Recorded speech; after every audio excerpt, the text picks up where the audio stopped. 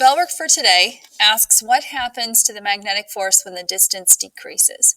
Yesterday's lab activity had us looking at what happens when we increase the distance between the magnet and the object that contains iron. We saw yesterday that as you increase that distance, you get further and further away, you have less and less force. So if you decrease the distance and bring them closer together, you will have more magnetic force. Our fact for today: the most powerful known magnetic object in the universe is a magnetic neutron star. A neutron star is what blows up, or what's left over after a very, very large super giant star goes supernova, which means it explodes. This is what's left over if it's not big enough to make a black hole. Sometimes these things have enough magnetic force to actually slow down a moving train from over 250,000 miles away. That'd be like having the train on the Earth and having the neutron star as far away as the moon, and it would still be able to slow down that train with a magnetic force.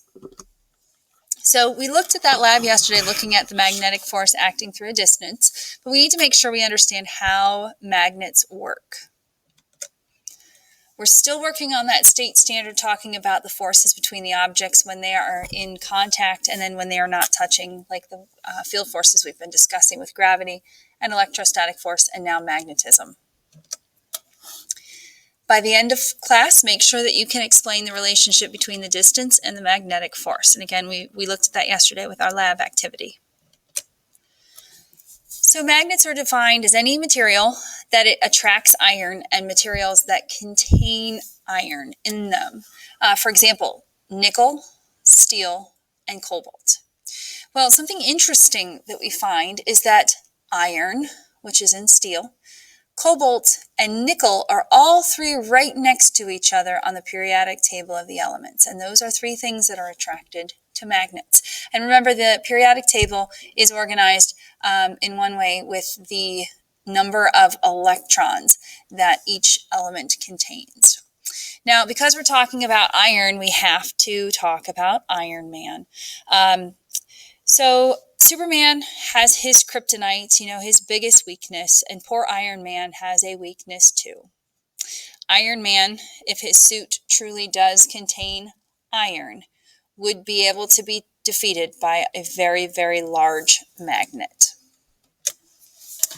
The magnetic poles, you're probably familiar with these from elementary school, are basically just the ends of the magnets. We usually have a north pole and a south pole. And this is where your magnet is the strongest. The magnetic force is just this force produced when you've got magnetic poles that are interacting with each other. The closer they are, the stronger the force. The farther away they are, the less force it will have.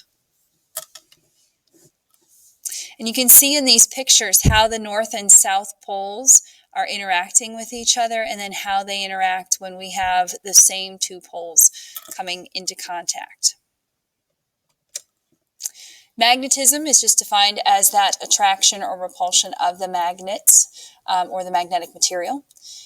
Just like we found with the electrostatic charge, like poles are going to repel. So south, south, north, north, they're going to push apart. They don't want to be together.